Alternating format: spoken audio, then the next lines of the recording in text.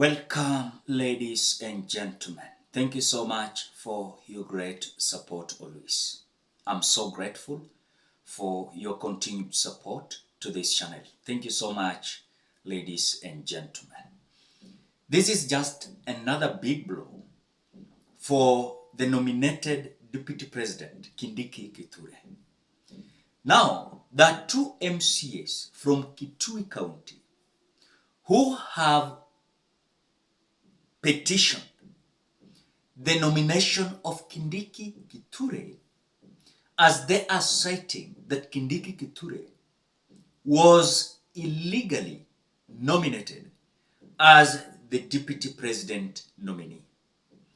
This now does not connect with the petition of Rigathi Gachagua. Even if court today will decide they are going to lift the conservatory order. Remember one thing, we have a case here that has been referred to the three bench that is hearing the Rigathi Gachagua's petition. The question is, as we are waiting the court to either block the swearing in of Kindiki Kithure completely, or they are going to lift the conservatory order, then Kindiki Kithure is going to be sworn in as the next Deputy President.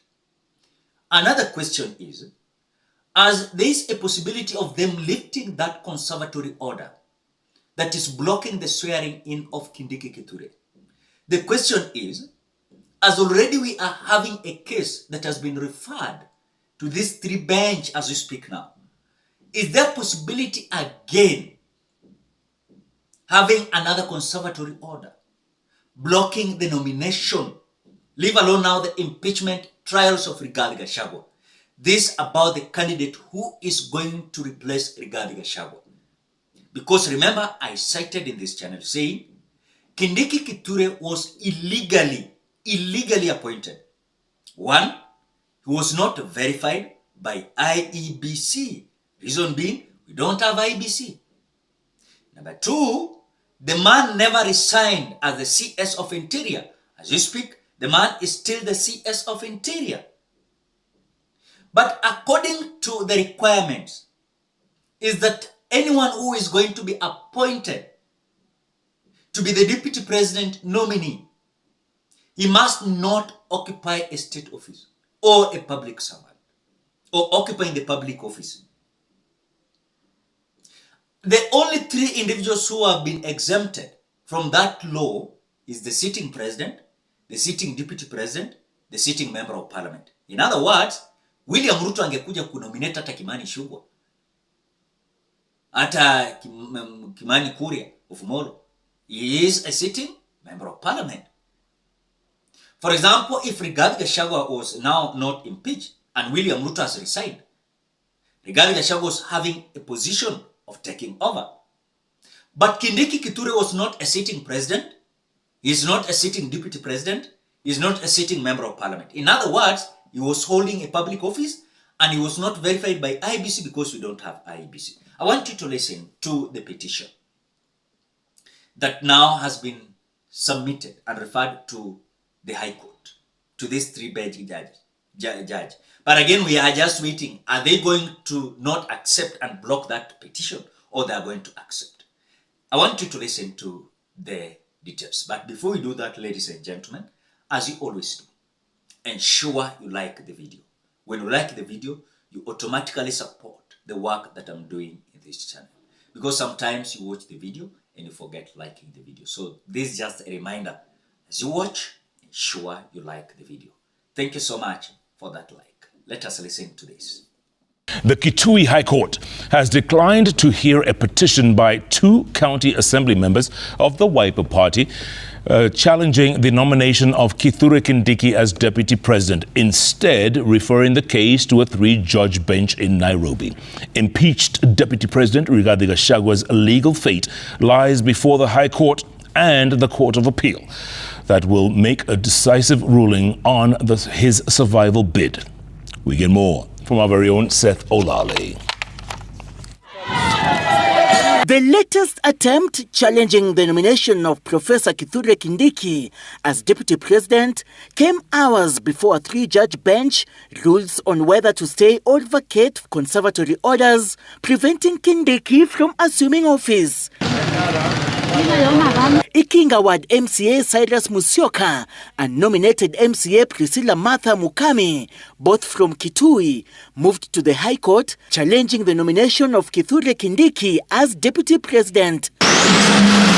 The High Court in Kitui declined to hear the petition by the County Assembly members, instead referring it to the Justice Eric Ogola-led three-judge bench presiding over consolidated impeachment petitions at the Milimani Law Courts in Nairobi. The bench will on Thursday afternoon rule on whether to extend or vacate conservatory orders initially issued by Justices Chacha Mwita of Milimani and Richard Mwongo of Kerugoya, staying the Senate's impeachment of Gachagua and preventing Professor Kindiki from assuming DP's office.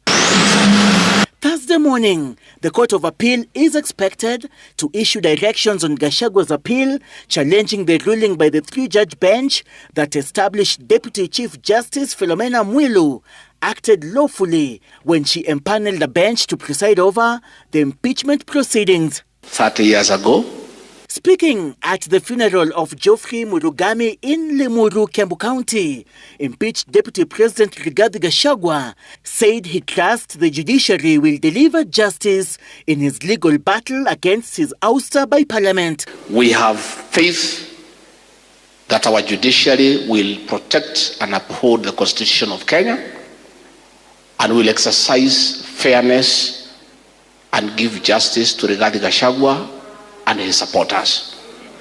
That is our prayer. But I want to ask for peace, more so to my people of the Mount Kenya region. Please remain peaceful. Seth Olale, Citizen TV. So that is what is happening as we speak, because I'm sure that this case relies with what the judges are going to say. Remember, I've said, and I will continue saying, that we are having a judiciary that it is William Ruto who is controlling. So you cannot, or rather I cannot assure you that there is something that is going to come from the judiciary, because they will come out citing their own rule of law, not in accordance to the Constitution. I want to ask you a simple question.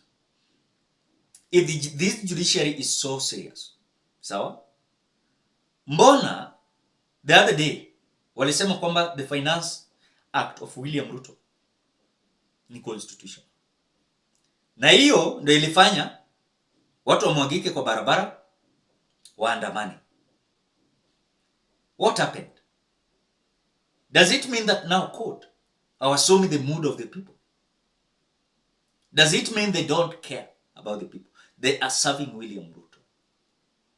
So for me, one thing I know is that the court cannot be trusted again. The same, we never trusted the National Assembly.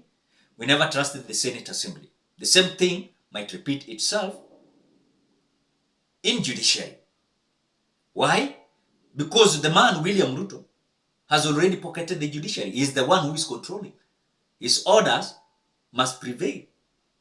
And so the justice that we might seek in judiciary might not come to favor us. As much as, let us put aside the case of Rigathi Gachagua is so concerned, today we are having several individuals who are searching for justice in our judiciary. They are not being served. Why? Because we are having a judiciary that if you cannot bribe, they cannot favor you. That is it. You have seen many individuals attacking the judges. Like, for example, Ahmed Nasir Abdullahi coming out to say that don't trust these judges. Wako na njaa pia hao, wakipewa kitu ni hivyo, wameinterfere with the case. So the problem that we are having, we are not sure whatever is going to come out. But I've seen some individuals saying the possibility of now court coming out to throw the case of Rigathi Gachagua is at high percentage. Because now William Ruto is controlling behind the scene and telling them, this is what you must do. If you don't do, you are going to face the consequence. So these judges are working under the instruction of William Samoei Ruto. You favor me or I kick you out. Remember, when William Ruto was sworn in immediately in the office, you saw him swearing over, I think, 50 judges.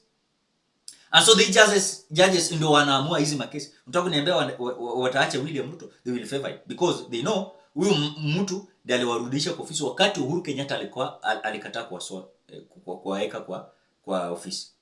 So I think it is something that is normal. We understand about the judiciary. But let us wait. Things might not be on the favor of William Ruto and his Kindiki. But again, we are talking about the two MCS blocking the nomination of Kindiki Kithure. What can happen? What can happen? That is the question I'm trying to understand. Because for me, I'm not here to rule any, overrule or underrule. Let us just see. It is just few minutes. Let us see if they are going to lift the conservatory order or not. But of course, there's a possibility of this interfering with the justice to be served. Ladies and gentlemen, perhaps that is my opinion. What do you think? Drop your opinion at the comment section below. Otherwise, thank you so much because of your great support. Please consider subscribing, liking, commenting, and sharing this video. Bye-bye till we meet in another video.